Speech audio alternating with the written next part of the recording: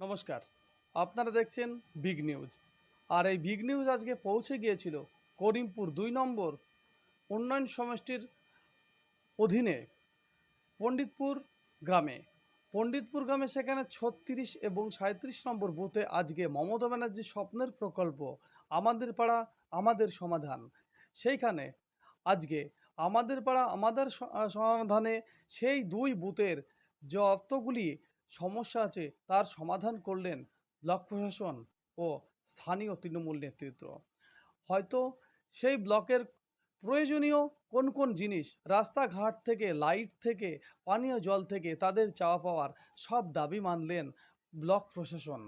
উপস্থিত ছিলেন করিমপুর ২ নম্বর ব্লকের সমষ্টি উন্নয়ন আধিকারিক সুপ্রতীক মজুমদার ও এসডিও সাহেব অভিজিৎ রায়, করিমপুর ২ নম্বর ব্লক তৃণমূল কংগ্রেসের সভাপতি কার্তিক চন্দ্র মণ্ডল, ৭৮ বিধানসভা ৭৩ অধীন ছিলেন করিমপুর ২ নম্বর পঞ্চায়েত সমিতির সভাপতি ফুলনদেবী হালদার ও সহসভাপতি সাজিজুল হক শাহ মিঠু।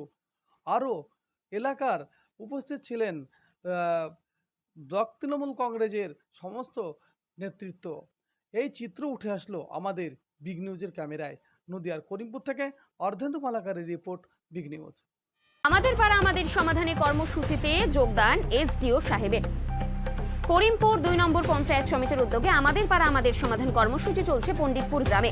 মমতা ব্যানার্জির স্বপ্নের প্রকল্প আমাদের পাড়া আমাদের সমাধান। এই জায়গাতে এলাকাবাসীর সমস্ত রকম চাহিদা, কোনো জায়গায় জল নিকাশি ব্যবস্থা, কোনো জায়গায় পানীয় জল, কোনো জায়গায় রাস্তাঘাট ও বৈদ্যুতিক আলোর ব্যবস্থা, সমস্ত রকম উন্নয়ন নিয়ে হাজির হয়েছে মানুষের দোরগোড়ায়।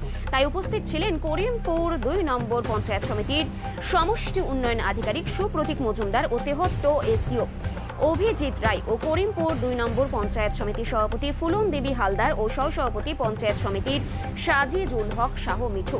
উপস্থিত ছিলেন ৭৩ বিধানসভার অধীন করিমপুর ২ নম্বর ব্লক তৃণমূল কংগ্রেস সভাপতি কার্তিক চন্দ্র মণ্ডল।